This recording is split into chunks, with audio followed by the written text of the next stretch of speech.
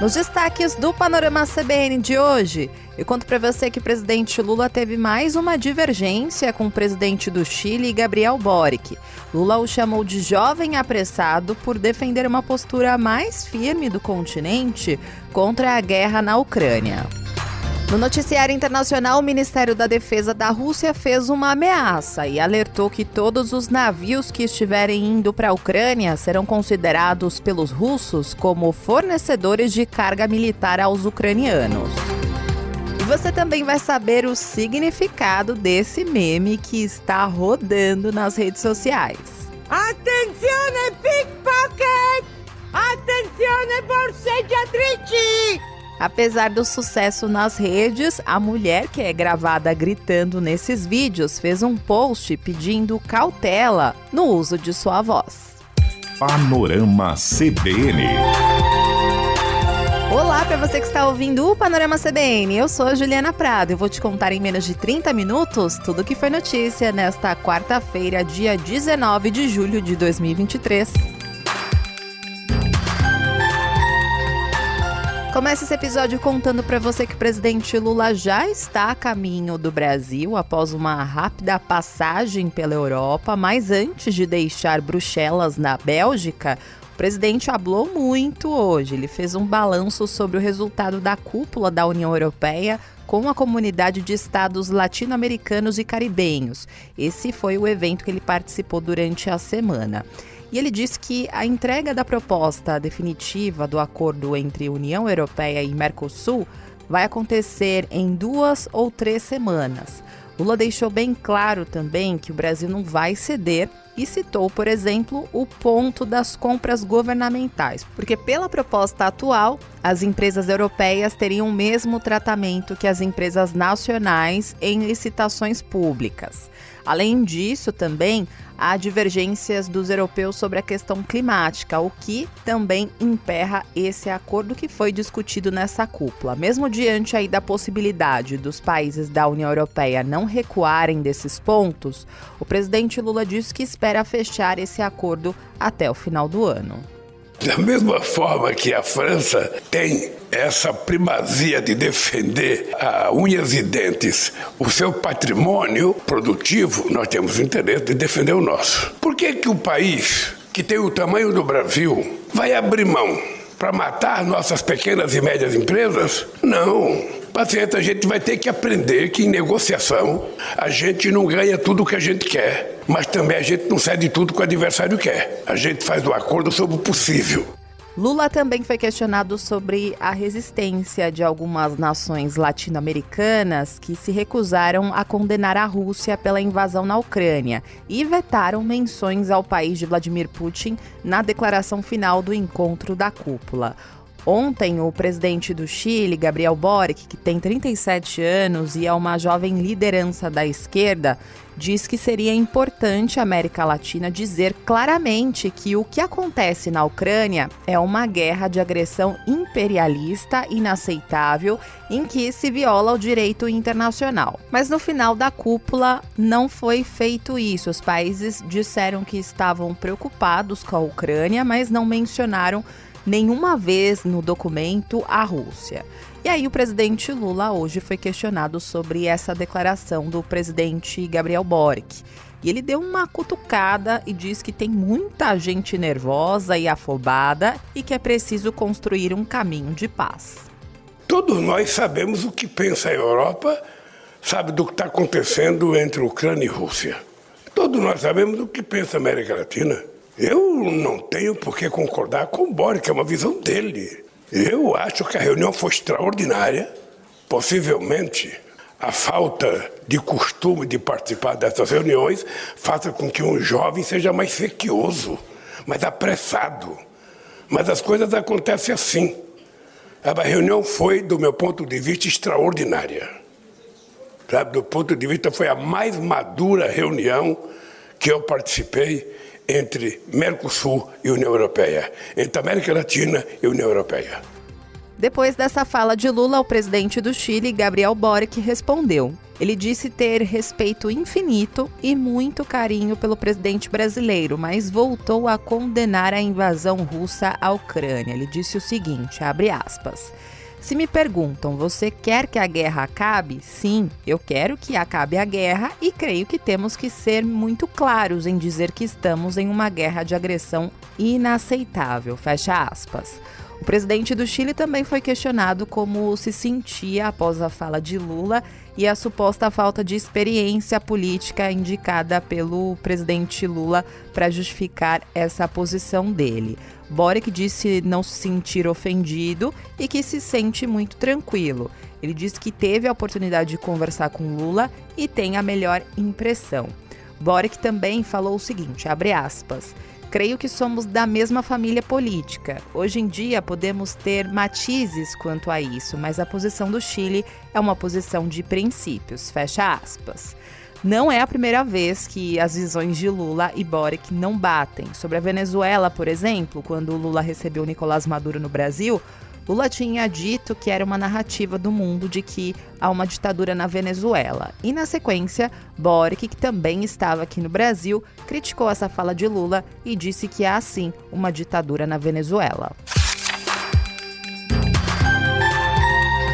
Depois que o presidente Lula saiu da Europa, ele fez uma parada em Cabo Verde, que é uma ilha da África que também fala português. E ele se reuniu com o presidente do país, José Maria Neves.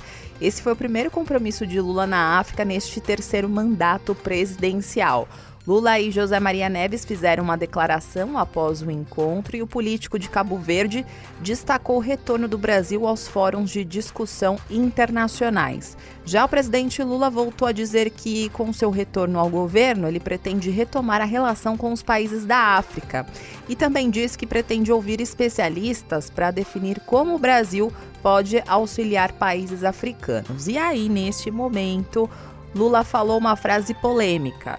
O presidente agradeceu ao povo africano por tudo que foi produzido durante os 350 anos de escravidão no Brasil e diz que esse auxílio por meio da tecnologia seria uma forma de retribuição pelo período da escravidão. E eu quero recuperar essa relação com o continente africano, porque nós brasileiros somos formados pelo povo africano, a nossa cultura, a nossa cor, o nosso tamanho é resultado da miscigenação entre índios, negros e europeus. E nós temos uma profunda gratidão ao continente africano por tudo que foi produzido durante 350 anos de escravidão no nosso país. Esta não é a primeira vez que Lula dá uma declaração polêmica sobre escravidão. No início do ano, ao tentar exaltar os negros e indígenas, o presidente disse que o período da escravidão trouxe uma coisa boa, a miscigenação. Na época, entidades criticaram essa fala de Lula e disseram que não há que se falar em algo positivo do período da escravidão no país. E Lula, ao voltar ao Brasil, vai ter compromissos urgentes para resolver. Ele vai ter que decidir quais ministérios ele vai oferecer aos partidos que fazem parte do chamado Centrão. Hoje, ainda na Europa, o presidente descartou a possibilidade de retirar o ministro da Casa Civil, Rui Costa, do cargo. Ele também comentou a fala do líder do governo na Câmara, José Guimarães, que contou que os partidos PP e republicanos vão entrar no governo. Nos últimos dias, o PP e também os republicanos negociam parte da gestão Lula com a possibilidade dos deputados André Fufuca e Silvio Costa Filho assumirem ministérios. Lembrando para você que os dois partidos são oposição ao governo Lula, mas é aquela oposição que não é totalmente contra. Eles votam a favor do governo conforme os interesses do partido, sabe? Então, sobre esse assunto, o presidente Lula disse que vai fazer um acordo maduro, mas com calma. Obviamente que na medida que você tenha partidos que queiram participar da base, nós temos interesse em trazer esses partidos para dar tranquilidade à nossa governança dentro do Congresso Nacional, mas quem discute ministro é o presidente da República. Não é o partido que pede ministério, é o presidente da República que oferece. Então, no momento adequado, que eu vou voltar quando terminar a férias do deputado, sem a pressa dos líderes, mas com a tranquilidade, sabe, de quem tem a responsabilidade de presidir um país importante como o Brasil. Eu chamaria as pessoas para conversar, então irei oferecer aquilo que eu acho que é necessário oferecer para construir a tranquilidade no Congresso Nacional que nós precisamos. Os líderes são mais motivados porque eles estão na linha de fogo todo dia, eles estão dentro do Congresso Nacional, eu compreendo isso, mas a gente não pode ir com muita sede ao pote. Sobre esse assunto, hoje também o ministro-chefe da Secretaria de Relações Institucionais da Presidência da República, Alexandre Padilha, disse em entrevista ao Jornal da CBN que partidos que apoiam um governo desde o início podem perder espaço com a discussão que está rolando nos bastidores de aumentar o apoio político. Alguns partidos, como o meu próprio partido, o PT, certamente é um dos partidos que, quando você busca ampliar essa composição, pode ser um dos partidos que tem quadros importantes, parlamentares, como eu, que sou deputado federal, e que podem deixar o governo para que a gente possa ter ampliação dessa composição que pode dar estabilidade e tranquilidade para que a gente possa implementar essas mudanças.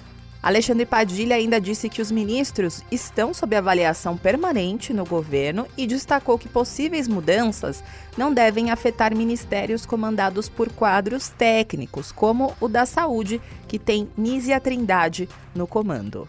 Certamente o debate sobre recomposição, de atrair novas forças partidárias, passa por mexer em ministros e ministras que estão lá por representar forças partidárias. O presidente da Embratur, Marcelo Freixo, comentou na Globo News as recentes negociações entre o governo e os partidos do Centrão por mais cargos e ministérios para os parlamentares do Congresso. O Centrão está querendo a vaga dele na Embratur e esse assunto ganhou mais força após a saída de Daniela Carneiro do cargo de ministra do Turismo, já que a Embratur é um órgão veiculado ao Ministério do Turismo. No lugar dela, o deputado Celso Sabino, do União Brasil, assumiu o cargo a pedido do Centrão. E hoje, em entrevista à Globo News, o presidente da Embratur, Marcelo Freixo, disse que entende que as conversas de tirá-lo do cargo partem mais do Centrão e disse que não se sente pressionado a deixar o posto.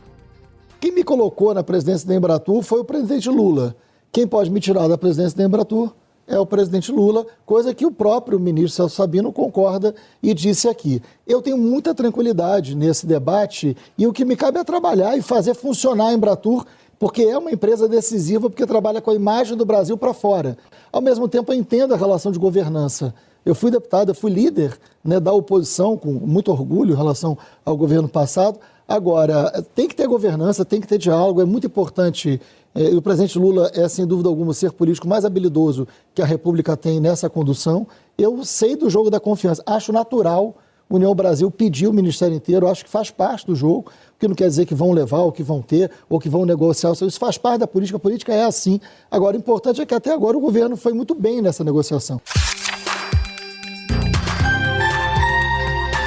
Falei pra você que o presidente Lula hablou muito hoje, né? Antes de sair da Europa, rumo ao Brasil, deu tempo ainda de Lula falar sobre as agressões que o ministro Alexandre de Moraes teria sofrido em um aeroporto de Roma, na Itália. Lula condenou as agressões e defendeu punição a quem transmite ódio e disse que os agressores são animais selvagens. Quer dizer, um cidadão desse é um animal selvagem, não é um ser humano. Ou seja, é possível a gente voltar à civilização. Então essa gente que renasceu no neofascismo colocado em prática no Brasil tem que ser extirpada. E nós vamos ser muito duros com essa gente para eles aprenderem a voltar a ser civilizados. Falando ainda sobre esse assunto, hoje o ministro da Justiça e Segurança Pública, Flávio Dino, defendeu os mandados de busca e apreensão que foram cumpridos ontem pela Polícia Federal contra os suspeitos de ofender e agredir o ministro Alexandre de Moraes e o filho dele. Em uma rede social, Flávio Dino disse que a medida se justifica pelos indícios de crimes já perpetrados e tais indícios, segundo o ministro, são adensados pela multiplicidade de versões ofertadas pelos investigados. Na mensagem, Flávio Dino ainda diz o seguinte, abre aspas, sobre a proporcionalidade da medida, sublinho que passou da hora de neutralizar absurdos e não se cuida de fishing expedition, pois não há procura especulativa e sim fatos objetivamente delineados que estão em legítima investigação. Fecha aspas. Esse termo que eu contei para você, Fishing Expedition, citado por Flávio Dino, descreve operações policiais especulativas, ou seja, sem o objetivo claro. O ministro da Justiça negou que a Polícia Federal tenha agido dessa forma nesse caso. Após o cumprimento dos mandados de busca e apreensão, a defesa dos suspeitos classificou a ação da PF como desproporcional. Hoje, o jornal Globo trouxe detalhes da decisão da presidente do Supremo Tribunal Federal, Rosa Weber, que autorizou o pedido da PF para realizar essa busca e apreensão em endereços ligados ao grupo que atacou o ministro Alexandre de Moraes. Segundo o jornal Globo, a ministra demonstrou que a medida seria imprescindível para a coleta e preservação de material probatório. Na decisão, a ministra citou a manifestação da Procuradoria-Geral da República, que menciona documentos, arquivos eletrônicos, mídias e aparelhos celulares dos investigados pelas agressões e ofensas. E ao pedir essa operação, a Polícia Federal citou o depoimento prestado por Alex Zanata, que é genro do empresário Roberto Mantovani Filho e também da mulher dele, Andréia Munarão. Na delegacia de Piracicaba, no interior de São Paulo, no domingo, o rapaz disse que, no Aeroporto Internacional de Roma, o ministro Alexandre de Moraes teria feito registros fotográficos e insultado ele. Aos investigadores, ele também contou ter filmado um momento em que foi xingado pelo ministro Alexandre de Moraes. Para esclarecer aí essas guerras de versões, agora a Polícia Federal aguarda a liberação das imagens do aeroporto de Roma. A íntegra deve chegar até amanhã, ou seja, quinta-feira, aqui no Brasil. Na economia, a Petrobras anunciou uma redução de 7,1% nos preços do gás natural para as distribuidoras. Esse novo valor vai começar a valer no dia 1º de agosto. Segundo a Petrobras, a queda do preço do petróleo no mercado internacional e a apreciação da taxa de câmbio permitiram a redução, que é uma atualização trimestral prevista em contrato. A última redução tinha acontecido no dia 1º de maio, quando o preço foi reduzido em 8,1%. A Petrobras informou também que o gás de cozinha, envasado em botijões ou vendido a granel, não está incluído na redução. De acordo com a estatal, com essa atualização, o preço do gás natural para as distribuidoras vai acumular uma redução de cerca de 25% no ano. A Petrobras ressaltou que o preço final do gás natural ao consumidor não é determinado apenas pelo preço da venda da empresa, mas também pelos impostos federais e estaduais, suprimentos de cada distribuidora e margens de lucro, além de ter que ser aprovada pelas agências reguladoras. E aproveitando que eu estou falando de economia, hoje o Ministério da Fazenda elevou a projeção para o crescimento da economia neste ano de 1,9% para 2,5%. Segundo o Ministério, a revisão foi motivada pelo desempenho do PIB melhor do que esperado no primeiro trimestre e também a expectativa de queda na taxa de juros. A previsão para a inflação, ou seja, o IPCA, que é o Índice Nacional de Preços ao Consumidor Amplo, também caiu de 5,58% para 4,85% ao ano. Aproveitando a deixa, eu vou contar para você como o mercado financeiro reagiu aí a esta notícia. A Bolsa de Valores de São Paulo encerrou o dia de hoje em baixa de 0,25% aos 117.552 pontos. No mercado de câmbio, o dólar comercial fechou o dia em baixa de 0,48%, cotado a R$ 4,786. Já o euro encerrou o dia em baixa de 0,704%, cotado a R$ 5,362. No noticiário internacional, hoje teve mais uma escalada de tensão na guerra na Ucrânia. O Ministério da Defesa da Rússia informou hoje que todos os navios que estiverem indo para a Ucrânia serão considerados pelos russos como fornecedores de carga militar aos ucranianos. Por causa disso, o Ministério informou que regiões do Mar Negro são consideradas inseguras para navegação. O comunicado ainda faz uma ameaça aos países que tiverem bandeiras aparecendo nos navios rumo aos portos da Ucrânia. Segundo o Ministério da Defesa, os russos vão considerar que esses países assumiram o lado da Ucrânia na guerra. E essa ameaça aí da Rússia acontece no mesmo momento em que a Rússia saiu de um acordo que permitia a navegação pelo Mar Negro durante a guerra, para a escoação da produção agrícola da Ucrânia. Esse acordo vigorou por cerca de 1 ano, mas nesta semana a Rússia se recusou a prorrogar o acordo.